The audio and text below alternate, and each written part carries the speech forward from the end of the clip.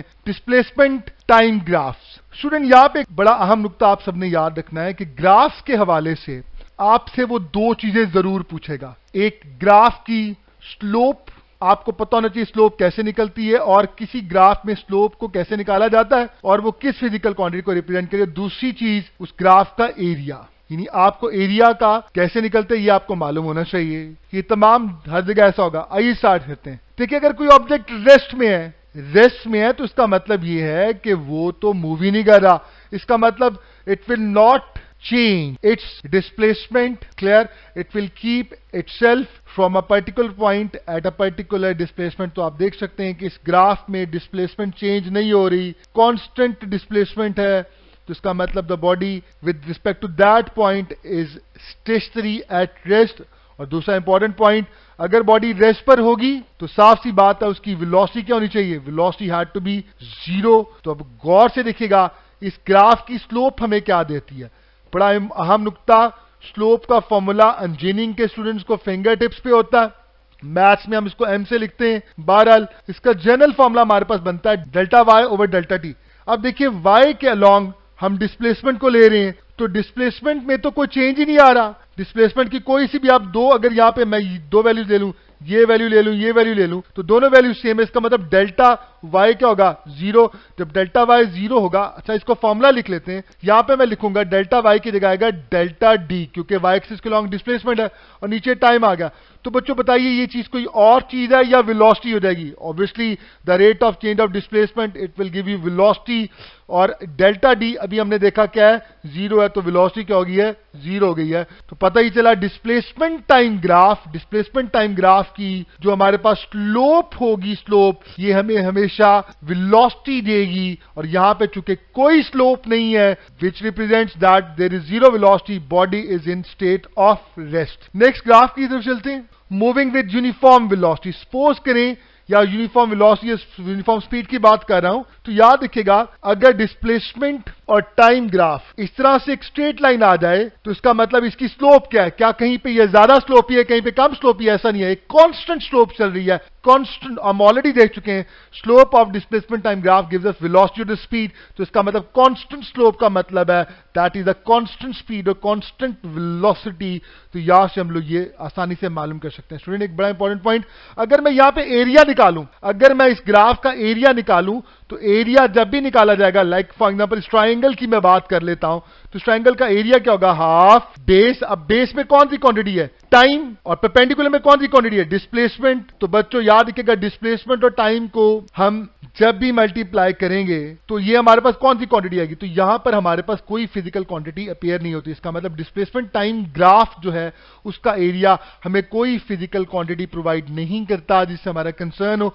तो आप displacement time graph में एरिया के अकॉर्डिंगली एरिया की तरफ नहीं जाएंगे। एक important point, motion under the gravity की बात कर लेते हैं। ये हमारी बुक में जो है चैप्टर नंबर 3 में साइड इंफॉर्मेशन ग्राफ की है।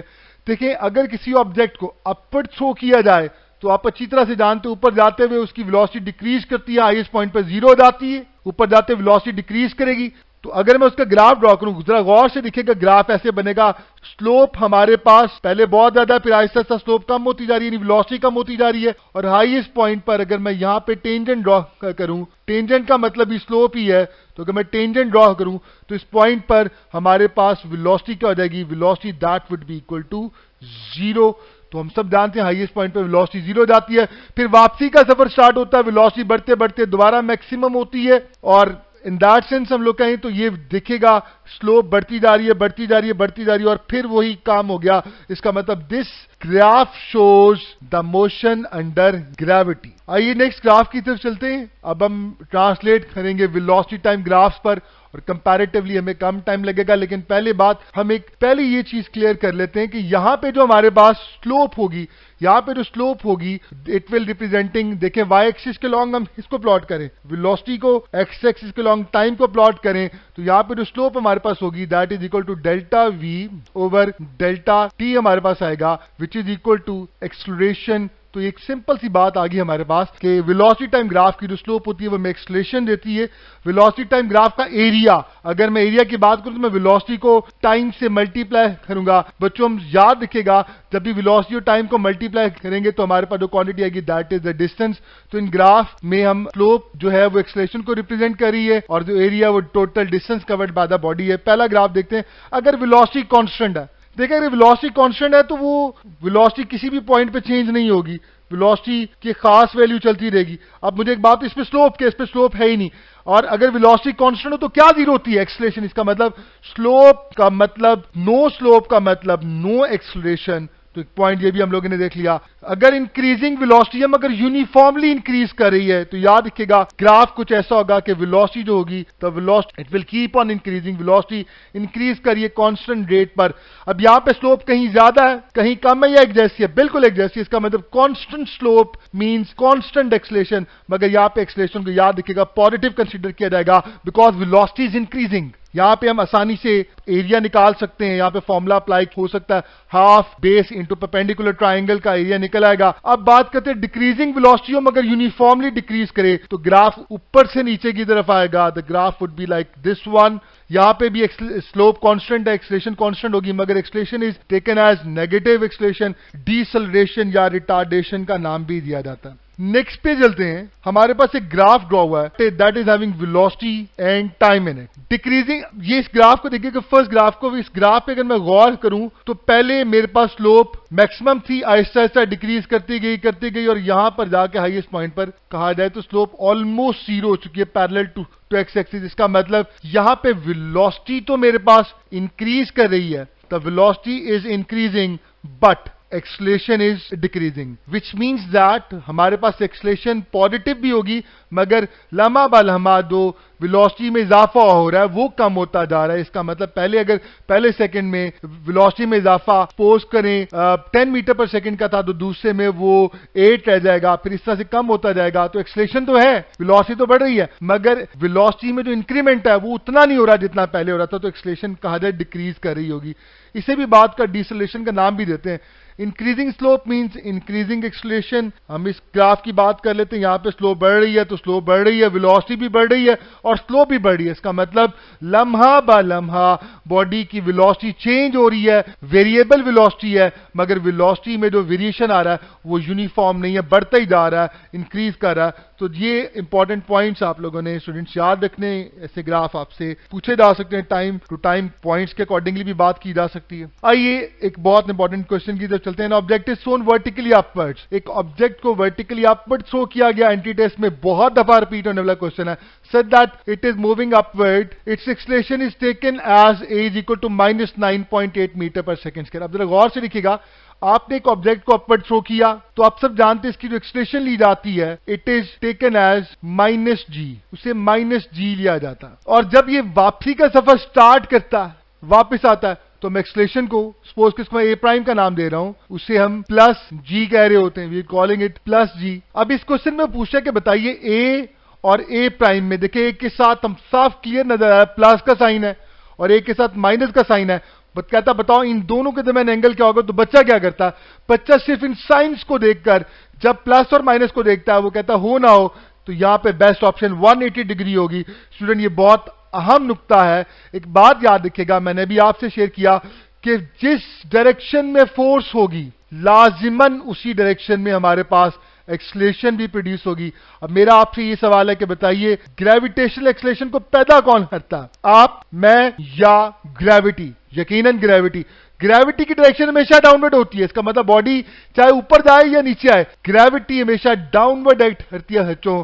तो पता ये चला कि इन दोनों एक्सेलरेशंस की डायरेक्शन जो होगी वो ग्रेविटी की डायरेक्शन में होगी, डाउनवर्ड होगी। इसका मतलब इन दोनों में एंगल जो होगा वो 180 नहीं होगा बल्कि 0 होगा। It's a very technical question, आमतौर पे फौरन से पहले बच्चे यहां पे मिस्टेक कर जाते हैं। तो एक्सेलरेशन इज रिवीजन के लिए always along force, hence as F is equal to W is equal to mg is downward, so both g और -g, मैं g की बात करूं या -g की बात करूं, याद रखिएगा they are pointed downward. as they're pointed downward, so they must have an angle that is equal to 0. They are parallel to each other. An object is shown, next question की तरफ चलते हैं. An object is shown upwards. Object को upward show किया गया with a speed of 100 metre पर second, तो आपको उसकी इनिशियल स्पीड गिवन है. How much time will it take to reach the maximum height? चले मैं आज आपको छोटा सा शॉर्टकट बताता हूं. बच्चों, हम डायरेक्टली स्पीड को देखकर बता सकते हैं कि कितनी देर के बाद ये हाईएस्ट पॉइंट पे पहुंचेगा. क्यों, कैसे? देखिए, हाईएस्ट पॉइंट पे जाकर उसकी वेलोसिटी क्या हो जाएगी? 0 हो जाएगी.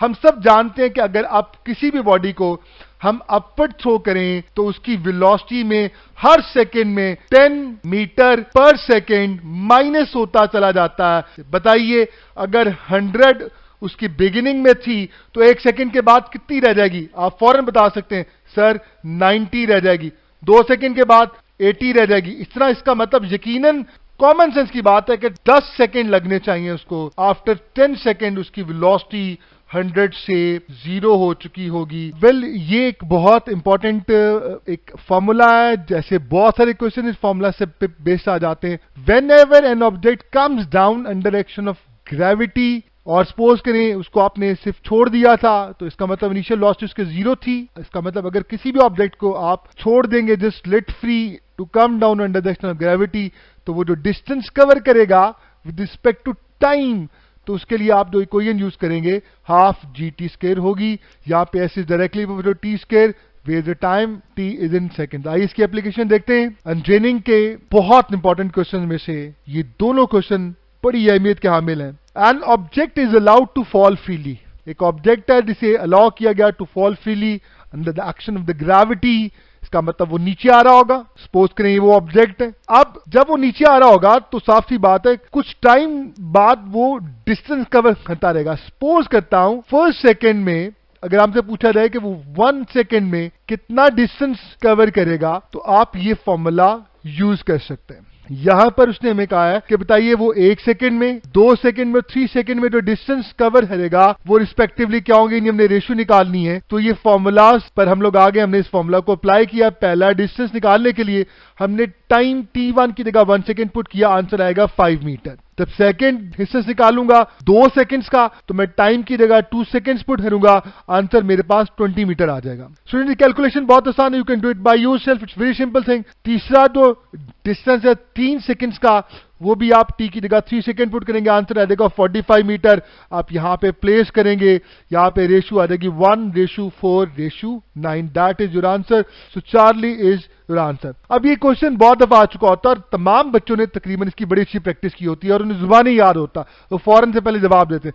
टेक्निकल पॉइंट ये है कि इसी का रेप्लिका एक और इसी से मिलता जुलता एक और सवाल आ सकता है जो आपको कंफ्यूज कर सकता है और आप गलती कर सकते हो. वहां पे क्या होगा, सारी स्टेटमेंट वही होगी, सब कुछ वैसे ही होगा, लेकिन 1 सेकेंड की जगह हमारे पास आएगा फर्स्ट सेकेंड, 2 सेकेंड की जगह सिर्फ सेकेंड, यानी 2 सेकेंड नहीं, सिर्फ दूसरा सेकेंड उसका डिस्टेंस, और 3 सेकेंड की जगह हमारे पास सिर्फ थर्ड सेकेंड आएगा. अब इसको निकालने का कैसे इसको सॉल्व करना, बड़ा सिंपल सा मैथड. देखें, जो 1 सेकेंड था वही असल में फर्स्ट सेकेंड भी है. इसका मतलब हमारे पास फर्स्ट सेकेंड का डिस्टेंस वही होगा जो 1 सेकेंड का होगा. तो आपने यहां पे पहले तो 5 लिख दिया, ये तो कोई ऐसा इशू नहीं है. आपने जस्ट राइट डाउन 5 मीटर, तो पहला आप लोगों ने मालूम कर लिया. ये 2 सेकेंड का है और ये 1 सेकेंड का है. तो अगर मुझे सिर्फ दूसरे का चाहिए तो मैं इसमें से 2 सेकेंड वाले में से 5 यानी 1 सेकेंड वाले को माइनस कर दूंगा. इसका मतलब 20 में से जब मैं 5 को माइनस करूंगा, 20 में से 5 जब माइनस होगा, then I will get what, I will get 15.